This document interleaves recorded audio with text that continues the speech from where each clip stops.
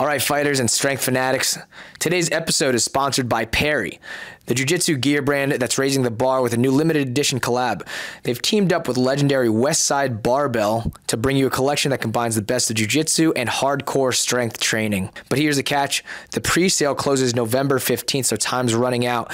Make sure you snag yours before it's gone. And because you're listening to the Simpleman podcast, we've got an exclusive discount for you. Use code Simpleman15 at checkout for 15% off.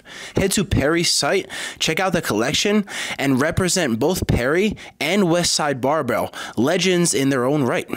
Don't wait. Gear up before it's too late.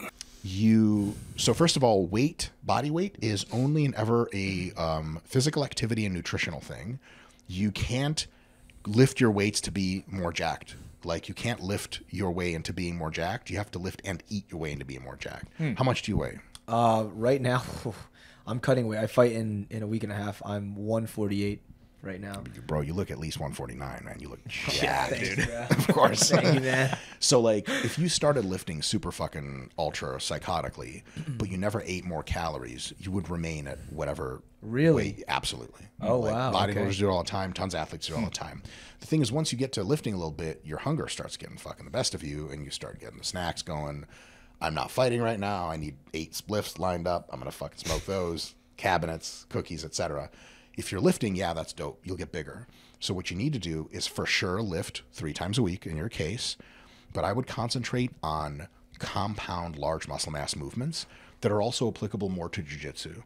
Movements that strengthen the arms and the back and the hips. Because as much as I would like to believe your pressing muscles are super important in jiu-jitsu, other than defensively, like, mostly jiu-jitsu is pulling people in and then manipulating their limbs in various ways. And so the maximum use of your time would be getting like a sick-ass deficit deadlift. Do you guys know what that is? The deadlift off of blocks? I actually don't know. It's a giant pain in the ass, literally.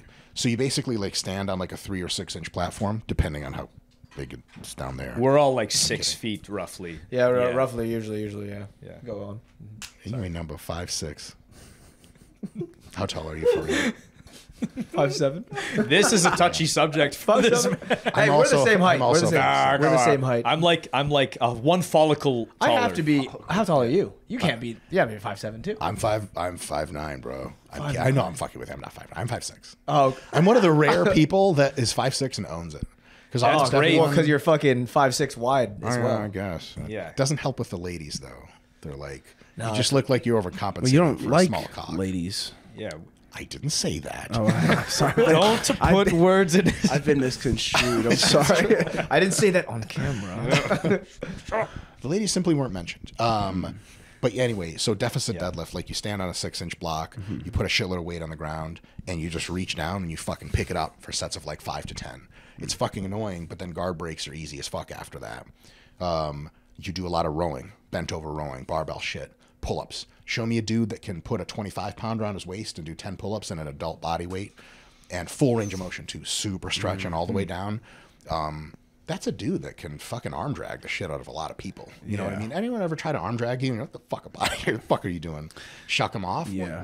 When someone can row 225 for reps, do pull-ups, deadlift a lot, like, man, they're just gonna get on you. You guys ever roll, like, you guys are all so fucking good, I can't even relate to the shit, but like, you ever roll with someone who's like annoyingly strong? We're like, God damn it. Yeah. Stop. It's rare we come across someone who can challenge our strength. Yes. Yes. In the olden days, when we were merely knights and not masters. Yeah. You know what though? My style of grappling, I tend to pull myself to my opponent as opposed to move my opponent around. Sure. Like, especially if I have a guy that's like bigger than me, I'm gonna like put myself in a better position as opposed to like forcing him to move. And then in other scenarios where like I'm with a lighter guy, I'm definitely it's just gonna be easier to move him as opposed to myself. Yes. And ideally you just want to be able to have enough strength to where in emergency situations you can pop the fuck out, which you do all the fucking time. And to basically, like, when you are matched for skill with someone, strength can make the difference. Absolutely. If they're higher skill than you, strength can at least work as a defensive buffer to get you enough time to kind of be like, oh, what the fuck am I going to do now?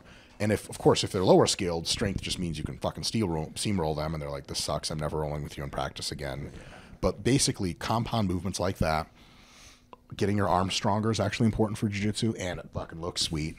I've been backing by since day one. He's more of a deadlift squat guy. Been getting obsessed with the compound lifting lately. Man. Yeah, I'm loving it. The Jew shit. Jew shit, we know. Jew-lepathy is working. I will say this, much as it pains me to say this, having really, really big, really strong legs, unless you play a very specific kind of usually gi-based game, is probably not the best use of your lifting time for jiu-jitsu. Because the amount of time that you're, like, let's say, like, heavy squats, the amount of time that you go from here to here in jiu-jitsu, and it's a worthwhile movement that is really a limiting factor, is quite small. But if you have really strong back, really strong arms, really strong grip, and really strong shoulders, that makes a humongous difference in how you can assert your game and how you can be defensive. So basically, sets of 5 to 10 compound movements, training roughly those muscle groups 3 days a week, and control your nutrition so that your weight is on track. And basically what's going to happen over time is you'll look leaner and more jacked at the same time, and we'll finally be able to get laid. Oh, jiu-jitsu. And then you'll be good at that too. So you rather that style of lifting for grappling over like a hypertrophic style? If you want to change a weight class and you want to get a lot bigger, Yeah. you can do muscle growth style training, which is still a lot of the same movements, but now your rep range gets expanded more to like 5 to 20 or even higher, 5 to 30 reps. But you can put on all the weight that you need, often doing sets of 5 to 10. The really good thing about sets of 5 to 10 is that the transfer of training is better, because what you're training in the gym is to be big and fucking strong as shit. And strong means strong not for sets of 20. It means strong for one big movement. Because a lot of the times in jiu-jitsu, what makes a difference is success with one movement at a time. Like, if you arm drag someone and you're not weak enough to pull it off, okay, reconfigure, do whatever. But if you 1 rep max arm drag someone and get their back, you don't need to do that 15 times in a row. Yeah. In jiu-jitsu in real life, like, once you get adept at rolling and you're not just like super juiced out of your mind and don't ever do tons of rolling, you don't tend to like cramp or get crazy pumps everywhere.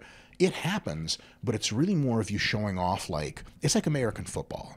American football game lasts for like whatever, 90 minutes or some shit. But every actual play lasts for like just a few seconds. So if the guys have that ability to be strong and fast and powerful for just a few seconds, that's what makes it different. They get a rest after. So once you secure your position in your next position, then you're on to your next thing. It's not exactly the same as like 15 continuous reps. Now, just getting the muscle size is the most important thing.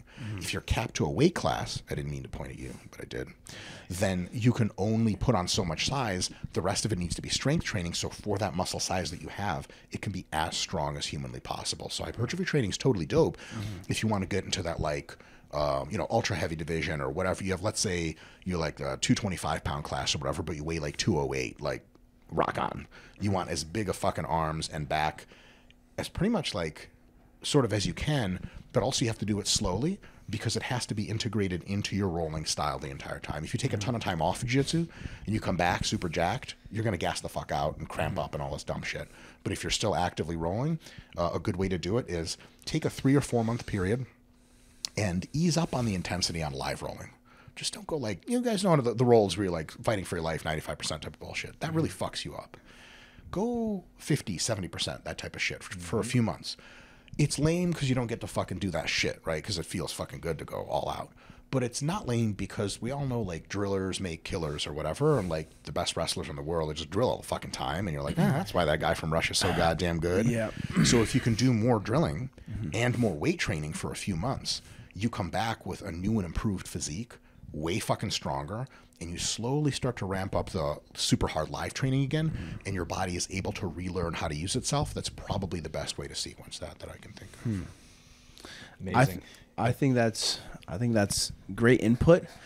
However, like you're talking about an arm drag, right? Your idea of an arm drag is probably pulling somebody to yourself, to you, right? Like you're dragging, yanking them to you. both. Then or pulling yourself to them. I'm stepping in as I'm dragging. Yeah. But if they I mean, so an arm drag is an interesting example. I might have picked a better example.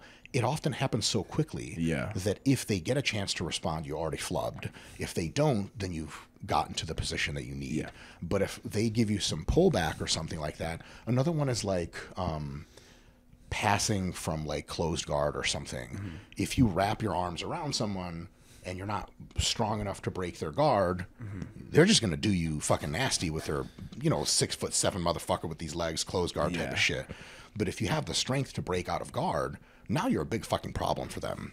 And you only need to break out of guard once or a few times to get your fucking game going. So the arm drag, does that make sense? That definitely makes sense. I find that there's definitely times in matches where I do use quite a bit of strength, but for the most part, it's like 60%. 100%. 50 to 60%.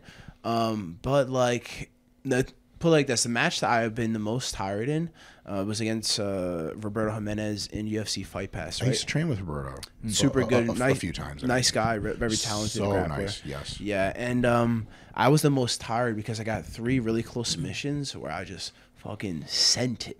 I was like, I'm gonna break this foot. I'm gonna choke this guy, and I by the end I was just like uber fatigued. But I end up winning in a very dominant fashion. But like scenarios like that, it's important to train that max strength. For sure, because you gas out, and then what are you gonna do? He just gets out, and you're like have noodle arms. You gotta keep going. Oh my god! Actually, one of my friends did his first white belt tournament ever, but he had been a wrestler for some time. And he must have stacked like 26 points to 0 against this kid. That's in the gi. And then he completely gassed. Like, there's levels of gassing. There's like, where you're still in it. He was so gassed, the guy like leisurely took his back and choked him out. And my boy was just like this. He was like, I can't do anything. Full exhaustion. Shot it. Yeah. I have like a million questions, but like just about the stuff we're talking about, like some of the things I was wondering was like you spoke a bit about rep ranges, and like I feel like a big question for me and for a lot of people doing jiu-jitsu and like trying to use lifting to supplement their training. A lot of the times we're like, okay, what's the best rep range? How does like size differ from strength, and how do you're talking a bit about that, like if you're gonna hypertrophy training is going to build more size, and the lower rep range is going to build more strength, and but it also builds plenty of size. They'll both, I'm sure, I'm guessing, but I'm like, it sounds like they'll both do both, but there's like a gradient, and that's exactly correct. The lower smarty ass motherfucker. Okay, I'm learning from you. Big brain. And also, I guess, like how endurance fits into all of this, like maybe, and again, I'm just guessing, like maybe the higher rep range does more endurance, but then it also just sounds like what you're talking about is like, maybe if I were to try to, put everything into breaking a foot or doing a movement, and then I gas out, maybe I should work on that max effort, like a 1 or 2 rep max, and then see how long it takes me to do another, I don't know, high weight, and then that could also be endurance. Like heavy weights could also help with endurance. So it's just two kinds of endurance that concern us in jiu-jitsu. One is local endurance, like you are trying to work in the fucking choke, and your forearms. You guys ever have forearms so pumped that you're like, I can't move my hands? Yeah, like there's especially in gi. I know you fellas aren't big on the gi. We've done it. Well, I've done it, but these guys know. It's good for breaking your fingers. I guess my religion. It sucks for finger. Yeah, it's gay. Not as gay because the dudes. It's like sex with a condom. Yeah. Not like sex with sandpaper. Sandpaper condom. That's actually a good idea. It's not bad. Yeah. Tired of not feeling anything during sex? Yeah. That's right. Now you can have sandpaper on your cock. Glass. The girl loves it. Broken glass. Even better. Write that Take it up down. a notch. Stones. Little rocks in the street. Oh. Anyway, sprinkles. Yeah. No one. All right. Syringes. That downtown Austin vibe. I love it. Yeah. Just roll it in a... Danger turns me on, so a little broken syringe that gets me going. Just chop it clean off. Local endurance. So your arm burns a specific out, muscle burns out. Yeah. And then there's systemic endurance, which is like basically measured on a scale of 0 to Roberto Jimenez, because like I don't know if you noticed, but he just kind of keeps going. It's crazy. The re-attack is insane. You're like, bro, I just stuffed your takedown. Why are you doing this to me again? Get tired. So you have to think about jiu-jitsu training from just one real big central question. There's jiu-jitsu training itself does most of the training that you need. So if you're just in there training jiu-jitsu, like, you're good. You're not great, but you're good. Then you have to ask the question of what are the factors not getting addressed sufficiently, so with sufficient intensity in jiu-jitsu that isn't pushing those abilities up. And so strength is one of them. You just don't get enough full range of motion reps on real humans in jiu-jitsu to improve your strength a ton. So you go to the gym to get that done. It doesn't take much. 2, 3, 4 sessions a week, 45 minutes each is all it's going to take to get all the fucking strength you need. Because you have a lot of it already. You just need to top it off a little bit. I just like, so you need to like push yourself to near failure to make your body adapt, because that won't happen. Like if I'm in a weight class, the same guy, and I break his closed guard, sure, it'll be a little hard, but it's not going to be enough for me to get a stronger back. 100%. Like, that's not. Now, it will versus an untrained person. But there's a strength level you get to just training jiu-jitsu, and then a strength level you get to with jiu-jitsu plus weights, and you want to be that dude. Like, if you had a magic pill that made you 10 times stronger, would you take it? Of course you'd fucking take it. Steroids, yeah. It's called 10 times. I don't know about who the fuck is your dealer, bro? My man. Give me that shit. Try to get hooked up. That'd be so sweet. 10 times stronger would legit be like, you would just do this. The guy would grab your wrist. You would take his wrist and snap it. He'd be like, holy fuck. That's it. Yeah, no technique required. Is a monkey like that strong? Yeah, I don't, so first of all, I don't know. So the rest is bullshit. But I don't want monkeys to be that strong, because like a gorilla, if a gorilla snaps my shit up, fuck, okay. He's great, right?